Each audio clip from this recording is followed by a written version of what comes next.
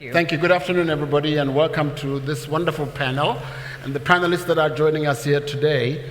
Let me right up front introduce them. At the extreme is Mr. Zakhele Thwala. Zakhele is the Deputy Director General from the Department of National Transportation responsible for civil aviation. Next to him is Michael Tollman. He is the CEO of Cullinan Holdings. Michael is also a board member of the TBCSA. In the middle, someone that needs no introduction, Victor Tharage is the Director General from the Department of National Tourism.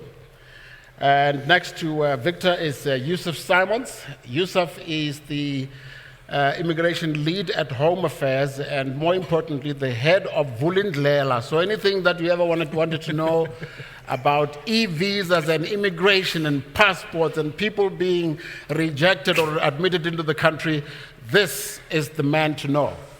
The minister has some great answers. He's really important, but hey, if you want to know where the power is at, is right here. Just sold you down the river. Him and the minister's wife. Next to Yusuf is Volk Ross. Volk is the chief Ross, yes. He is the chief executive of MSC Cruise. And I'm looking forward to hearing a lot of what he has to say. This is an industry that we don't really know a lot about as South Africans, and how much it is contributing. I'm already giving you your question, Volk. So we're going to be looking forward to hearing how that industry and what that industry contributes to tourism. I actually thought, Chief, that this panel is just going to sit here and have a cup of tea, or have a drink together, because really both ministers have answered the questions that we have. You ever seen, you go into an exam room, all the questions that you prepared, they've completely changed. They're like different questions. So I've had to change my questions because the Honorable Minister Delil and Minister Motsoaledi have answered most of the questions that we had. But just listening to what they said this morning, this time around last year, the tension in this room was palpable. A lot of it because of the NPTR and so on. And from this morning's deliberations, I've felt the warmth. I've seen what the young people today call collapse. I never knew what collapse is, but that's collaboration, right? So I've seen a lot of collaboration. I'm seeing all of us, the government, private sector, joined at the hip, faced in the same direction, and really collaborating. As the old saying goes with the triple C's, connect, communicate, and collaborate. So thank you all very much for all of that. But with that said, Michael, let me start with you. If you want to just give your, from what I've heard this morning, I want to understand how well we, as the private sector, understand the authorizing environment in the country. I mean, the kind of issues the Home Affairs Minister was talking about, the scalums that come into the country. Because we're quick to jump and say, well, really, the Home Affairs is useless. But then or people that haven't applied and things like that. How well do we understand that, Michael? Victor, when he's done, I'm going to ask you to reflect from the government side, how well do we or do we not understand what the private sector is going through? You start. Yes, sir. Okay. Thanks. How well are we doing? How well do we understand the challenges that the government is dealing with before we sort of say things are falling apart? Yes. Well, firstly, Minister, it's a pleasure to have you here today and to hear the amazing progress that we've seen and done in 6 months is, for me, extraordinary, part of this industry, and I thank you for that leadership. I actually spoke last year when there was a lot of tension, and I was reminded how well we had worked during COVID. We're on first name terms here. Our DG, Victor, was incredibly helpful. And I think I mentioned it at the time last year, because what he did for us was he explained the challenges the government had and helped guide us to get to where we wanted to. What we ultimately wanted to do was open tourism, domestic and international. And we were a team of 10, and it was incredible, actually, that we achieved in August the opening of tourism and thereafter international. And there were many late night calls, 10, 11 o'clock at night and so on, but we did it. So we did have a basis, but I think this year we have gone to a completely different level. And the common factor is the leadership that our minister has given us. I would say we are partners, but I actually think we're much more than partners. We're actually one team, South Africa. And I really feel that. When the minister called me in London, and I said to her, she said, what's your view on security and the perceptions in South Africa? And I said, that's the one thing that keeps me awake at night. Where that perception's going and how we can address it and how we can do more to do it. And she put me to the challenge. She said, we'll get a group of people together, put a security committee together, which we did. We've been great in TBSA. We had the support of our chairman. He asked me to chair and lead that group. And we had some great conversations. We spoke about the 2018, as the minister said, strategy document, which still had a lot of work to do, was broken by COVID.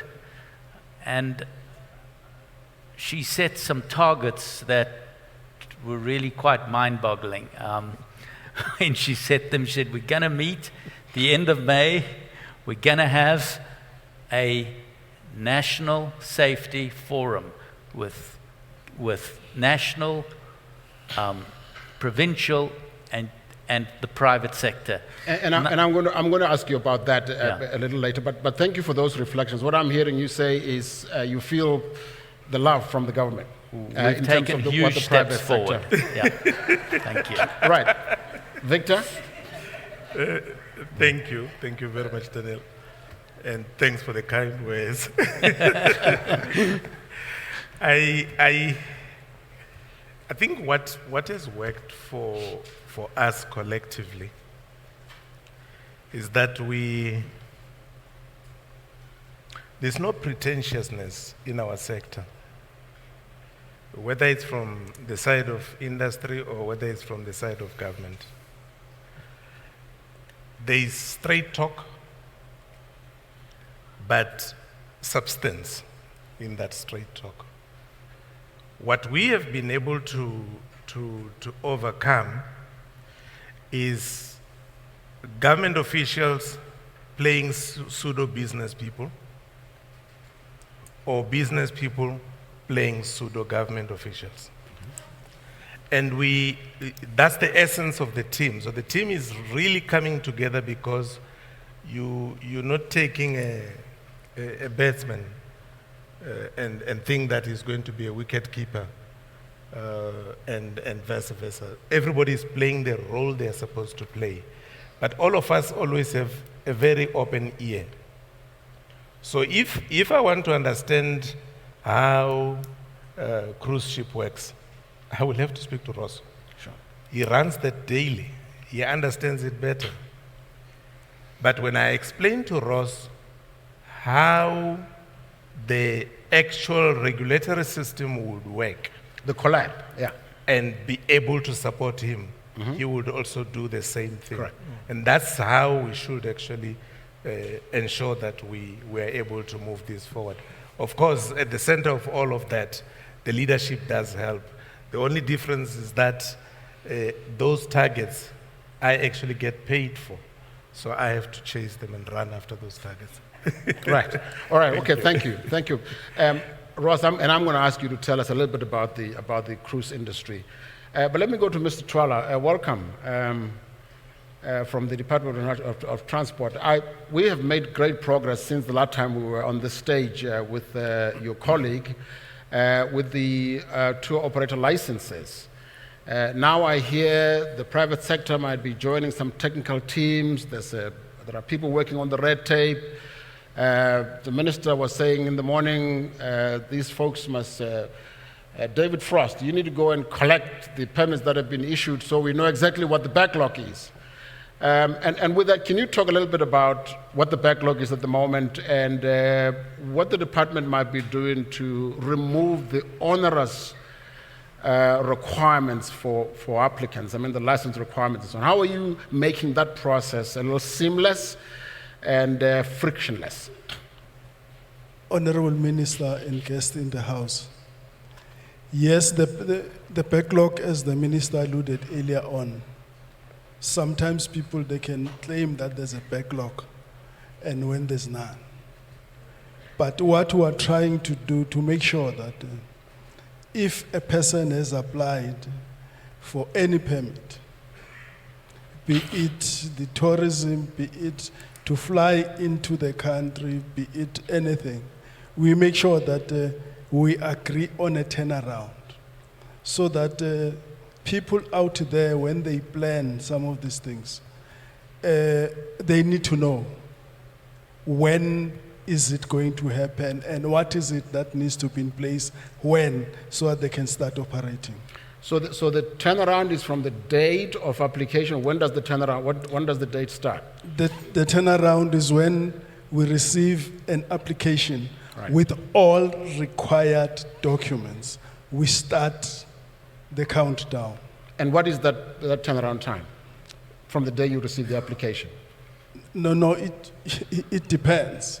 If, for instance, I tell you of aviation, from the first application, 120 days, it's legislated that within 120 days, we then must issue the license or the permit. And there are those short-term applications that we turn around shorter. But basically, with the applicant, we'll tell the applicant would come and say, yes, all your documents are in place, and then agree on when you think the license will be issued. Do you think the requirements, Mr. Thwala, that you need, you emphasize all requirements, do you think the requirements you need are onerous, or do you think that's fair? You think that's what you need to get the license processed and approved? Some, we can improve on some of them. You remember some of the acts that we're working with, one of them, for licensing council, for instance, it's an act of 1993. So there are certain documents or issues that we don't need currently. But we do not hold back on processing the application on the basis that there are documents that has no value in terms of the processing of the application. So with the airlines as well, we then, according to the Act, start the countdown when we think all documents are in place. Are in place. Okay, and we'll come to the airline just now, but on the tour operator permits, do you know what that number is in terms of the backlog at the moment? No, I wouldn't. You don't know that. If that's fine, that's okay. I just wanted to check where that's at. I'm going to come back to you on civil aviation issues, which is your specialty, I hear. But Yusuf, if I can come to you. Like I said, the minister has pretty much answered all of the questions that we want. But, there are some gaps. And let me just confirm this with you. So from what he said, I understood him to mean that the block bookings from China, or at least e-visa, is not suitable for the Chinese block bookings because you focus on the individual applicants. Is that right? Yeah. And if that is correct, how are you thinking about making that process of the individuals applying for, how are you thinking about making that a little quicker? Just so we can get these Chinese folks that are coming here. And again, I say this against the background of appreciating a lot of what the minister said this morning, that people start to complain before they apply. Thank you, Dan, and I need to greet the Honorable Minister. How do you follow what Minister Motsoaledi? It's difficult, He set a tone so high, I feel like a scallum to respond often. But I think the DG said that straight talk with content is important and substance. And Minister Motsoaledi is a person like that. And that's why he could speak on the technical bits of what's happening actually at operational level. Because when we go and we present to Minister Motsoaledi I know that I presented to Minister De Lille the e-visa system a few months ago. I presented to the DG as well. So even though it's a PowerPoint presentation, it's an implementation plan that we present to the Minister as well every 2 weeks. So he's fully aware of where we are with that. The e-visa system, yes, at the moment, as the DGs indicated, launched in 2021, during COVID, stalled a bit. Beginning of the year, when we met with Minister De Lille, we said that we are running enhancements. That was done. Minister spoke about, we recruited 17 legally qualified adjudicators. We set up an e-visa hub. The DG Tourism, we are still waiting for that visit, but he said he'll come and visit our tourism, our e-visa hub. The DG has personal experience as well, where we could finalize one e-visa in 20 minutes if all documents line up. And that's the point, Dan, it's the verification of documents. Can you take any application on face value? Now, our task is we can't. So we have to verify. So depending on which country you come from, and because China, we need translation of documents, etc., and verifying that side, takes a bit longer than other countries. But be it as it may, so Minister indicated that we'll look at the enhancement of the e-visa. We will look at that. It's already been enhanced, and we are in the process of testing for the business visa applications, as Minister indicated, because it cannot just deal with visitors. But on the China, for example, we spoke to our technicians on the issue raised about Google. Now we've received, China is the 4th highest country with e-visa application. It's first Pakistan, Nigeria, followed by India, and then China. The number of applications. So there are applications coming through from China on the e-visa system. That's one. The second one, in the 1st of July, we then replaced our officials appointed abroad with new cadre of officials. Some started now in July and some in August. So those missions a week or two ago are now fully capacitated. China, both in Beijing as well as in Shanghai. India, both in New Delhi as well as Mumbai. We have now got our officials fully, those 4 missions, fully capacitated. We also have a system where group applications is submitted at VFS, it's an agent, application agent of Home Affairs, and there's a number of them in China and in India. So you submit your group applications there, it goes to the mission. But that still take a bit longer than, to do a group visa adjudication than one application. But we have the capacity there now. But of course, as Minister indicated, if there is, we don't want to be a hindrance. Minister De Lille talked about we need to be an enabler as government. Yeah. So we are here also to show that Minister was here, I'm here, we have a director of e-visas here as well, that any of these hold-ups or delays, that it's escalated, even to the Minister, or to myself, or to the director, so that we can unblock that. But that's where we're going to. Just in terms of the criteria and the requirements for visa. So now I'm going to go a bit to Vulundlela, if you allow. Yeah, okay. Dan. Yeah. You want to just spend a minute there, because I'll come back to you, yeah. Sure. So just on the one part of Vulundlela, it says we need to fast track and make it less onerous to apply for a visa. So there's already 3 areas that we have implemented on a recommendation from Vulundlela. We actually surprised the Vulundlela team from presidency to do it so quickly. Number 1 is radiology report, no longer required. Number 2, the stumbling block of police clearance. You had to submit it previously from the age of 18 for every country you lived in for more than a year. So if you apply for a retirement visa at 60, for example, you probably have to submit 15 police clearance certificates. Right. Now that has changed, no longer. It's only for the last 5 years. Then the proof of registration with a professional body.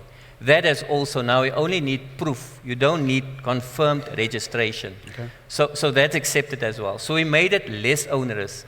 And continuously we look at enhancements of e-visa and the requirements. Thank you. Very good. Thank you. Yeah, thank you. And I'll come back to you on that. Yeah, thank you. That's, because a lot of the times it's all this 18-year-old or 19-year-old Chinese people that must submit 3 bank statements, 3 months bank statements, and the details of their parents and all the rest of those things that I just think, is this some conspiracy from our government here, or what's going on?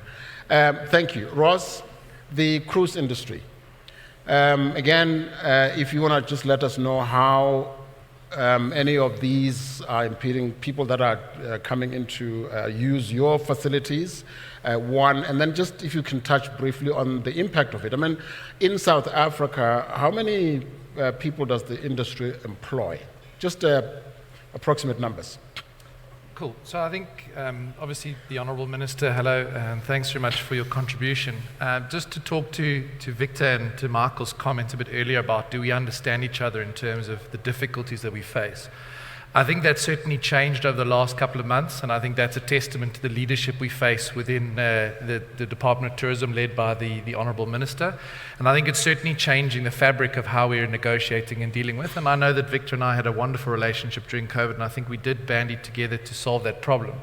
But I think one of the key challenges we face in terms of the private sector is a consistency of policy.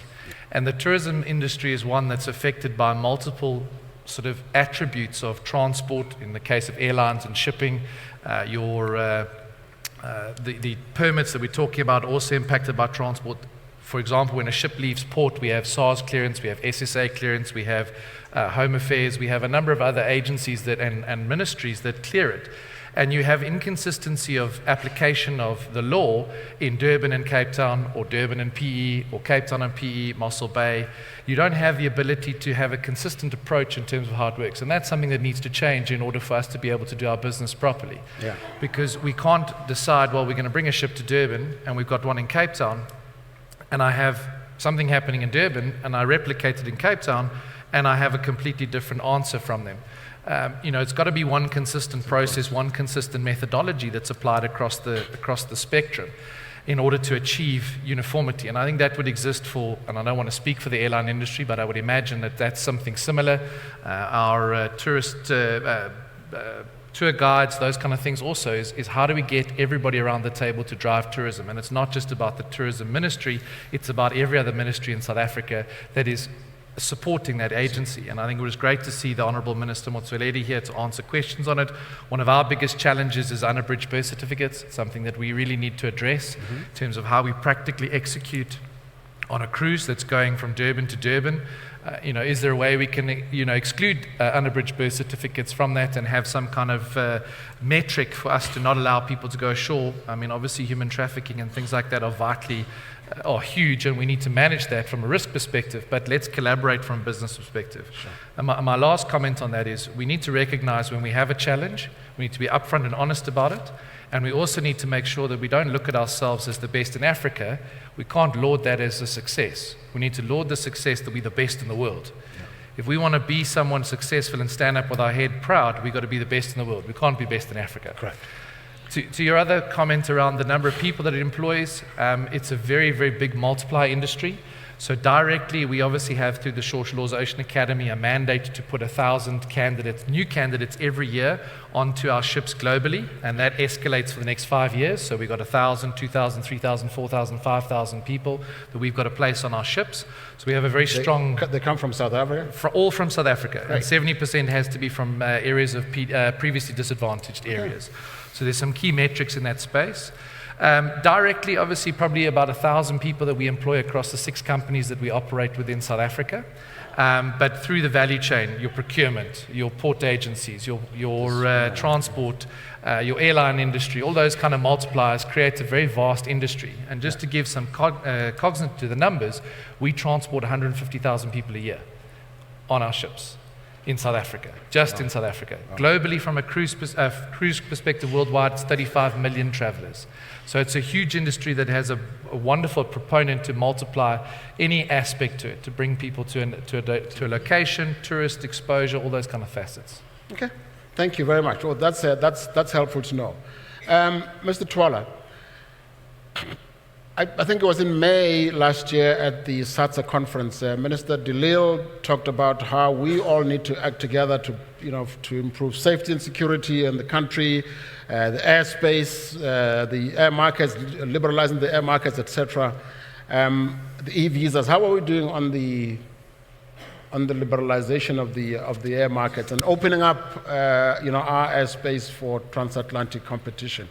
I seem to remember that South Africa is one of the few countries that hasn't signed the Yamoussoukro Agreement. Any plans there to get more people airlines flying into our country for the improvement of African connectivity, but as well as bringing more tourists to South Africa?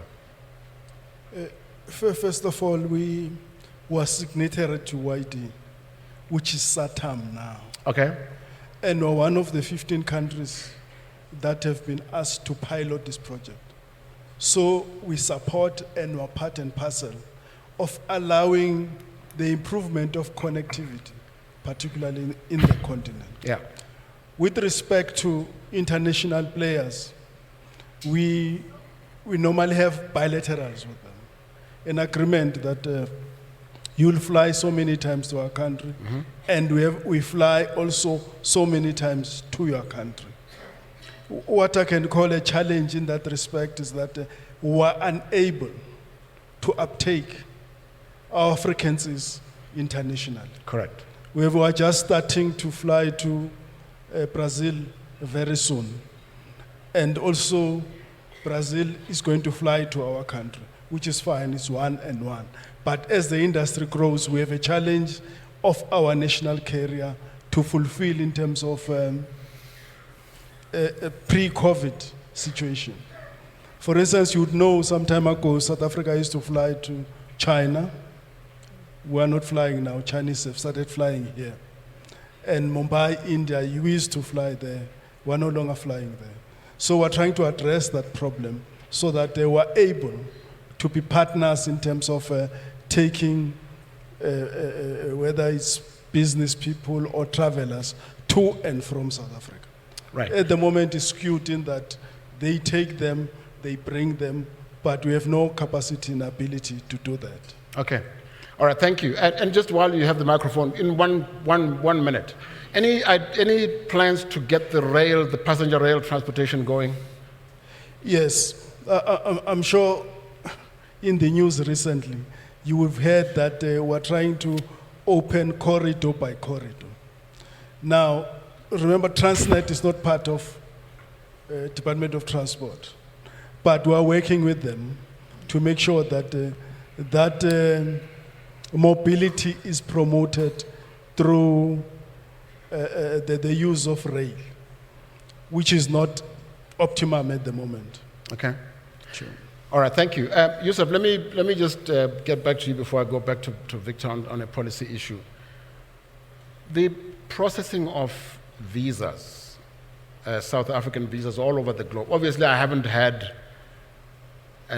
applied for an e-visa for South Africa because I'm South African, obviously. So, but the processing of visas or general visas all over the place, I seem to hear a lot of complaints about this system, how slow it is, how non-responsive it is, and so on. I mean, are these isolated incidents, or are there issues with technology, with capacity? Can you just let us into what the status? Would you say, on a scale of 1 to 10, we are at 9 in terms of the efficiency of processing visas for people to come here, whether they come for tourism or other reasons? Okay. So Dan, I'm assuming that you're talking about visa applications at the mission. Yes. Not inland, at the mission. Yeah, no, at the mission, yeah. Okay. At the South African Embassy, yeah. So they have the full delegations to finalize applications for short-term visits at the mission. The turnaround time is 5 days. That's short-term visits. And does it work? Does the 5 days work at the moment?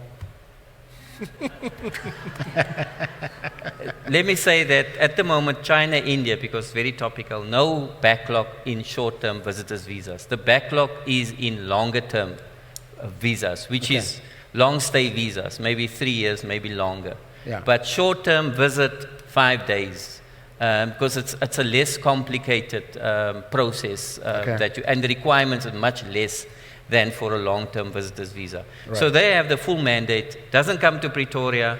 Last year when the DG was here, we were looking at delegations. DG was talking about delegations. Right. Because it was centralized in Pretoria. That we've done last year. Now, full autonomy, foreign missions, take in application, they can finalize in 1 day, but the turnaround time is 5 days. Very good. Michael, in one, the minister was talking about the TBCSA angels, or the tourism angels and so on, the safety, Right. Yeah, can you just let us know, I mean, how do you think that's going? I mean, we all agree the safety and security, not just of tourism, but of South Africans, is a great concern in the country. How is that going for tourism and your collaboration with the government?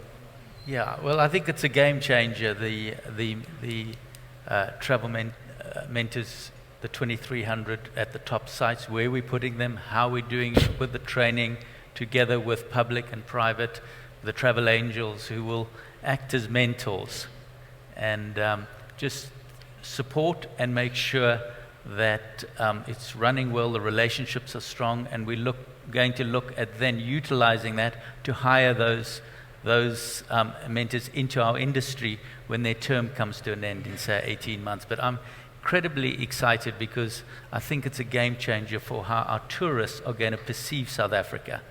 To go to these top sites, these are the 60 top high-volume tourist sites in the country.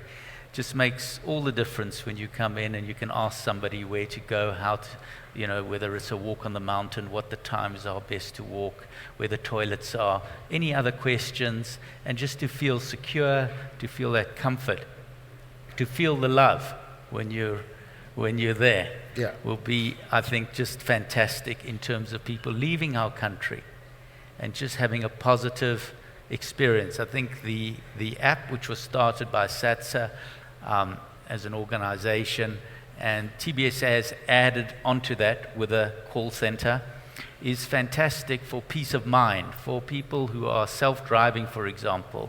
To have an app that if your car breaks down, you can press a button, and in 6 minutes, there'll be somebody there who can help you, take you somewhere if your car needs to be moved. On a medical side, 15 minutes to have an ambulance if you're on the mountains, or if you are older and you just want that peace of mind, it's available. So I think it's a very positive move. The biggest thing I just want to highlight, because I think it can be a useful learning curve, it certainly was for me. When the minister set up that forum, the national forum, and brought us together, the part that was transforming was the fact that it met every 3 months, and that with strong leadership, there's a plan for every 3 months. Sure. And it's called upon. I do feel like it's almost like a board meeting in a company where you set the strategy, you say, what are we doing in the next 3 months? And what I saw was between the department and the TBSA security committee, safety committee, was an incredible level of working together, much stronger than I've ever seen. Rather than let's fix this, let's fix that, it was let's continue this improvement, and suddenly all sorts of other things come out. Safety in areas that may be higher risk, how do we deal with it?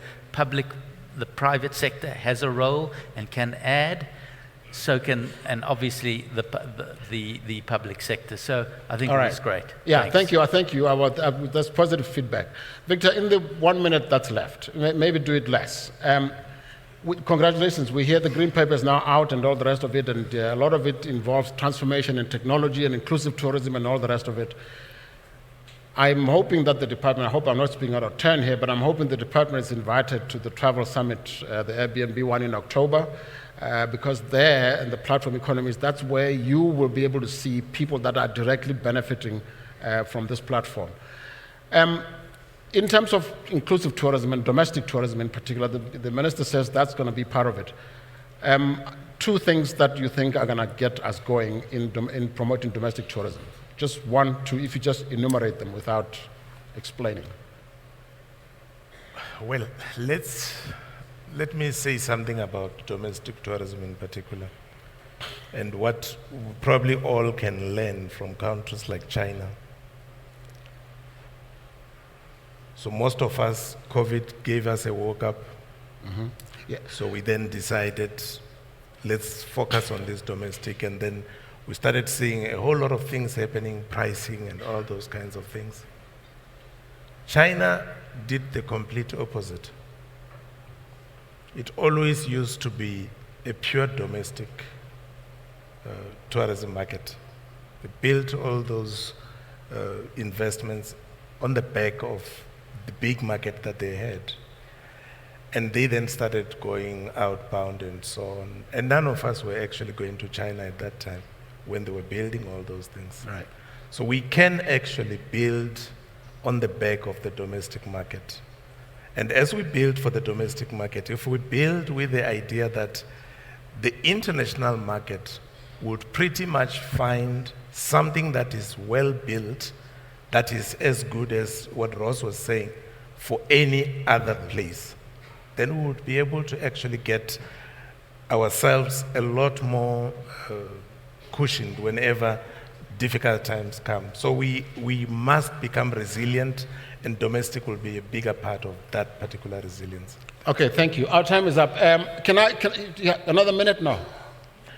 Yeah, just one more minute for Ross, for you especially, to just to wrap up. What do you need from the tourism industry, from the private sector, from the government, to really bump your industry up, to get more people working on cruise ships and so on? If there's one thing that you need. I think that's not fair, because then it benefits me only. I think what we need from an industry perspective is we need clarity of purpose. Mm-hmm.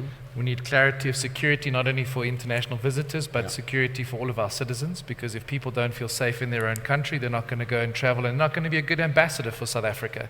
And that, I think, is one of our biggest drawbacks, is that our worst enemy is a South African that's left the country. So how do we make that a different reality? Okay?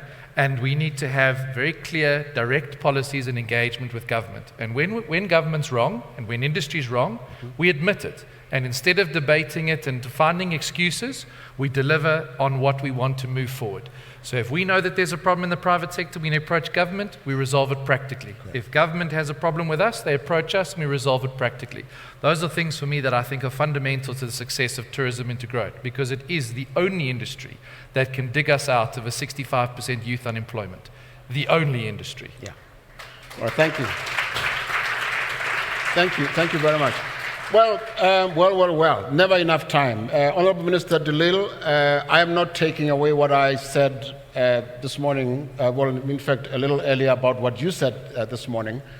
All that Ross is saying is there's a lot more work to be done. And if we continue to do what we're doing at the moment, we are going to be going over the hill together. Really, in the 6 months or however long you have been minister, you've done a whole lot more. When you give your report this morning, I thought, how long have you been? Were you doing this before you came into the job, or So really appreciative of your contribution. And gents, thank you very much for your. Sorry, there's never enough time, but I hope, Yusuf, you hang around here especially, so people can get to know you. It's important, because a lot of the times people think, well, Home Affairs, but they don't see the face. So, here, this guy can talk to you about what's going on. But thank you again very much for your attention. Thank you for your participation, all of you. Thank you. Thank you. Thank you, DG. Nice to see you again.